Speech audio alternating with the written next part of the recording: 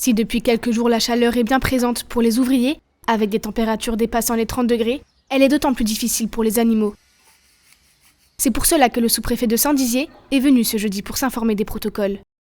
Alors aujourd'hui, j'ai voulu venir faire une visite à la SPA à Saint-Dizier parce qu'avec ces fortes chaleurs du moment, c'était aussi l'occasion de remercier l'association Nos Amis les Bêtes qui tient le refuge SPA à Saint-Dizier pour le travail effectué pour les animaux qui sont ici en accueil, avec des précautions particulières pour les animaux en cette période de forte chaleur.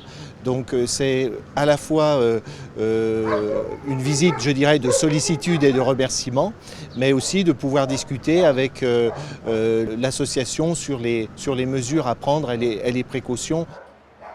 Des conseils importants qui, malgré une insistance de la part des bénévoles, voient chaque année des négligences.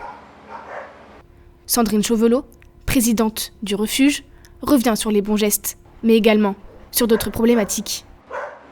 Donc on lui a bien expliqué qu'il fallait surtout que les animaux soient privilégiés en ce moment, qu'ils ne fassent pas de sorties en pleine journée, qu'il faut privilégier les sorties le matin de bonne heure à la fraîche ou le soir assez tard pour que les températures soient un peu moins hautes, parce que l'animal ne supporte pas forcément les températures aussi élevées.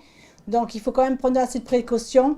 Surtout ne pas les faire marcher sur le macadam, parce que ça va leur brûler les coussinets. Pas en plein soleil non plus. Essayez de privilégier les sorties dans les bois quand vous avez la possibilité d'avoir des forêts pas loin de chez vous. Donc là, on arrive dans la période la plus critique. Donc les gens vont partir en vacances, ils vont vouloir un peu s'évader, mais pas forcément emmener l'animal avec eux. Donc je pense que ça va être la facilité d'abandonner les animaux. Associations, pensions ou encore refuges, ils sont là pour répondre en cas de doute. Surtout, appliquez bien les bons gestes et hydratez régulièrement votre animal dans la journée.